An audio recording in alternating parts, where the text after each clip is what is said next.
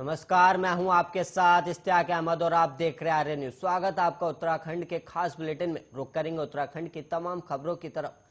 प्रधानमंत्री नरेंद्र मोदी ने मुख्यमंत्री पुष्कर सिंह धामी और रक्षा राज्य मंत्री अजय भट्ट से फोन पर बात कर उत्तराखंड में अतिवृष्टि से हुए नुकसान की जानकारी ली। और वहीं पीएम मोदी ने कहा कि राहत कार्यों के लिए केंद्रीय एजेंसियों को भी सक्रिय करने के निर्देश दे दिए गए। और वहीं पीएम मोदी ने आज मंगलवार सुबह दूरभाष पर मुख्यमंत्री पुष्कर सिंह धामी से उत्तराखंड में अतिवृष्टि से हुए नुकसान और संचालित बचाव और राहत कार्यों के बारे में जानकारी ली। और वहीं पीएम ने प्रदेश को हर आवश्यक सहयोग दिए जाने के प्रति आश्वस्त किया है। और वहीं सीएम ने प्रधानमंत्री को वस्तु स्थिति की जानकारी देते हुए कहा कि प्रदेश में कुछ स्थानों पर नुकसान हुआ है और वहीं शासन प्रशासन पूरी तरह अलर्ट पर है। और वहीं मुख्यमंत्री पुष्कर सिंह धामी सचिवालय स्थित आपदा कंट्रोल रूम पहुंचे और उन्होंने प्रदेश में भारी बारिश से हुए नुकसान की जानकारी भी ली। और इस दौरान मुख्यमंत्री ने वरिष्ठ अधिकारियों और जिलाधिकारियों से अपडेट की मांग की। और वहीं सीएम ने राहत और बचाव कार्यों के संबंध में जरूरी दिशा निर्देश दिए। और वहीं उत्तराखंड के पहाड़ी इलाकों में बारिश कहर बनकर बरस रही है। और मंगलवार सुबह अल्मोड़ा के बिक्यासैन में एक मकान भूस्खलन की चपेट में आ गया और इस दौरान 2 बच्चे मलबे में दब गए। और वहीं जानकारी मिलने पर एसडीआरएफ की टीम ने रेस्क्यू शुरू कर दिया है। और वहीं उधर भाजपुर में रेवड़ा नदी उफान पर आ गई, जिससे मुख्य बाजार और कॉलोनियों में बाढ़ का पानी भर गया और पानी भरने से लोगों के घरों का सामान भी पूरी तरह खराब हो गया।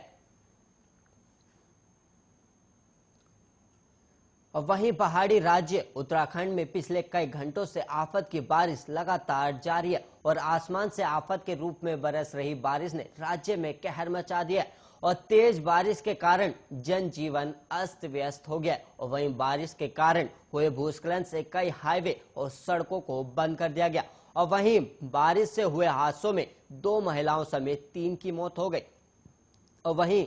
गृह मंत्री अमित शाह ने मुख्यमंत्री पुष्कर सिंह धामी से फोन कर हालत का जायजा लिया। और वहीं उधर मौसम विभाग की तरफ से अलर्ट के बाद 4 धाम यात्रा को रोक दिया गया। और वहीं उत्तराखंड में रविवार रात से ही भारी बारिश हो रही और राज्य में 12 सड़कों को बंद कर दिया गया। और इसके अलावा 5 नेशनल हाईवे और 7 स्टेट हाईवे को भी बंद किया गया। और वहीं राज्य में करीब 100 से अधिक लिंक मार्ग भी बंद है। और वहीं चंबा में स्टेट हाईवे 72, गोपेश्वर में जोशीमठ मोटर मार्ग स्टेट हाईवे 53 क्षतिग्रस्त है। वहीं मौसम विभाग ने आज भी कई जिलों में बारिश को लेकर अलर्ट जारी किया हुआ है।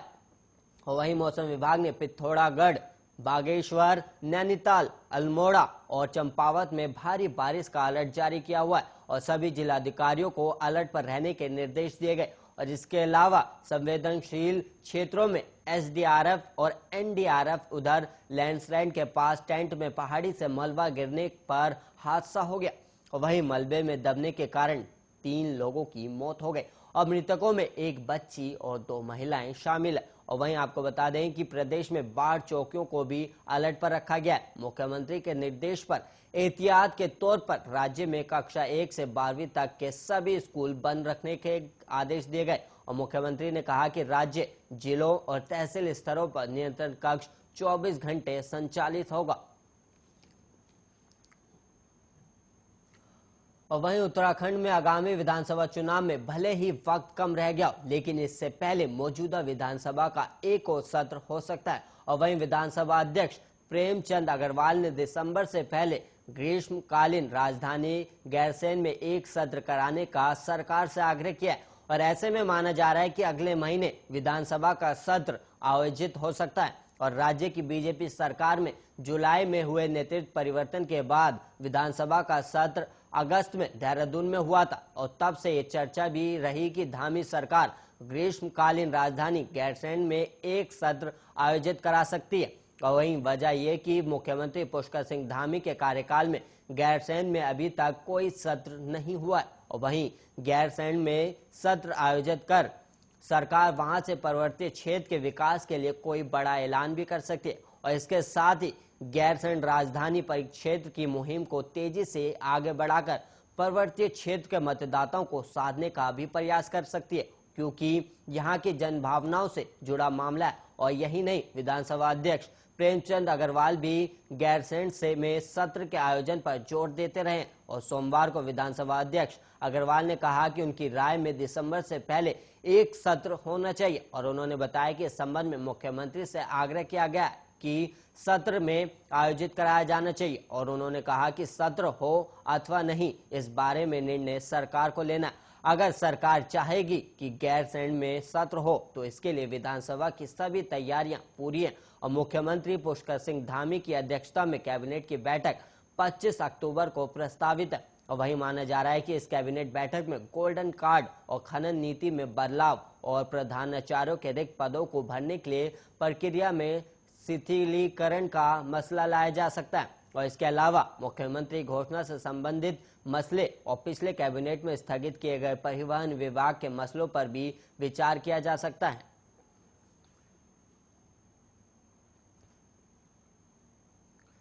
और वहीं सैनिक बहुल उत्तराखंड में कांग्रेस इस बार पिछले चुनाव की तुलना में ज्यादा सावधान है और सैन्य परिवारों से संबंधित 12% मतदाताओं को लुभाने के लिए कांग्रेस ने कोई कसर नहीं छोड़ी है और वहीं सत्तारूढ़ बीजेपी के सैन्य धाम को लेकर की जा रही तैयारी के जवाब में कांग्रेस शहीद सैनिकों के स्वजन और पूर्व सैनिकों को सम्मानित करने की मुहिम शुरू कर चुकी है। उत्तराखंड में बड़ी संख्या में सैन्य परिवारों को देखते हुए कांग्रेस उन्हें साधने की हर मुमकिन कोशिश कर रही और पिछले विधानसभा चुनाव में सैनिकों और पूर्व सैनिकों मतदाताओं को साधने में बीजेपी आगे रही थी और इस बार कांग्रेस इस मामले में पीछे नहीं रहना चाहती। दरअसल राज्य में हर परिवार से एक व्यक्ति सेना में और उसका सैन्य परिवार से संबंध है और बीजेपी देहरादून में बनाए जा रहे सैन्य धाम में प्रदेश में शहीद सैनिकों से संबंधित गांव की मिट्टी लाने के लिए शहीद सम्मान यात्रा निकाल रही और वहीं शहीद सैनिकों के गांव की मिट्टी को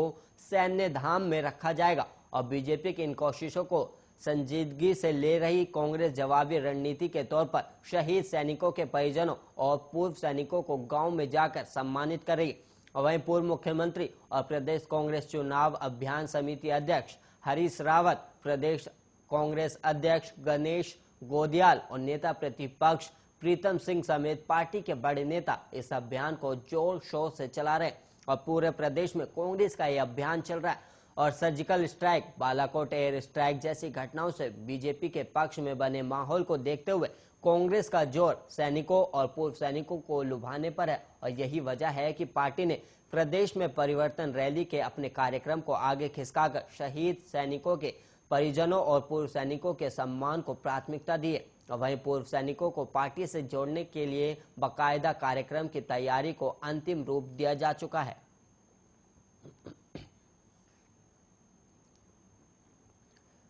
और वहीं हजरत मोहम्मद सल्लल्लाहु अलैहि वसल्लम के आमाद पर 19 अक्टूबर को ईद उल मिलादुन नबी का पूर्व धूमधाम से मनाया जा रहा है और वहीं इस मौके पर शहर के मुस्लिम मोहल्ले दुल्हन की तरह सज गए और मंगलवार को ज्वालापुर क्षेत्र में जुलूस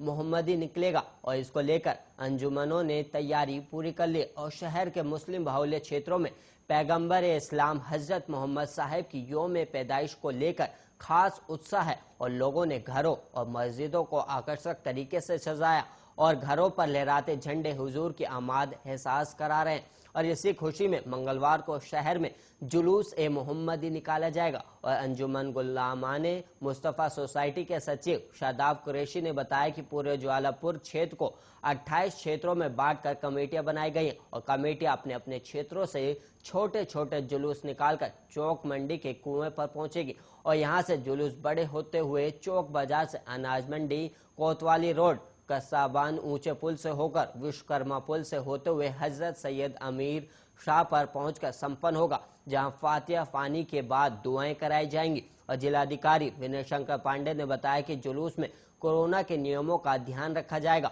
और इसके साथ ही सुरक्षा व्यवस्था भी रहेगी और वहीं राज्यपाल और मुख्यमंत्री ने प्रदेशवासियों को ईद मिलाद पर शुभकामनाएं भी दी और उन्होंने सभी से मिलजुल कर प्रेम और भाईचारे के साथ कोरोना नियमों का पालन करते हुए त्योहार मनाने की अपील की और वहीं राज्यपाल लेफ्टिनेंट जनरल गुरमीत सिंह ने प्रदेशवासियों को विशेष रूप से मुस्लिम समुदाय को ईद मिलाद पर्व पर बधाई और शुभकामनाएं दी और अपने संदेश में राज्यपाल ने कहा कि पैगंबर हजरत मोहम्मद साहब ने करुणा, प्रेम और सद्भाव के मार्ग पर चलने की शिक्षा दी है। और यही सीख सभी के लिए एक उत्तम जीवन जीने के लिए जरूरी है। और राज्यपाल ने सभी से मिलजुल कर प्रेम और भाईचारे और कोरोना नियमों का पालन करते हुए त्योहार मनाने की अपील की। और वहीं मुख्यमंत्री पुष्कर सिंह धामी ने अपने संदेश में कहा कि पैगंबर हजरत मोहम्मद साहब का मानव सेवा का संदेश समाज के लिए प्रेरणादायी रहेगा। और इस अवसर पर उन्होंने भी कोविड गाइडलाइन का पालन करते हुए त्योहार मनाने की अपील की है।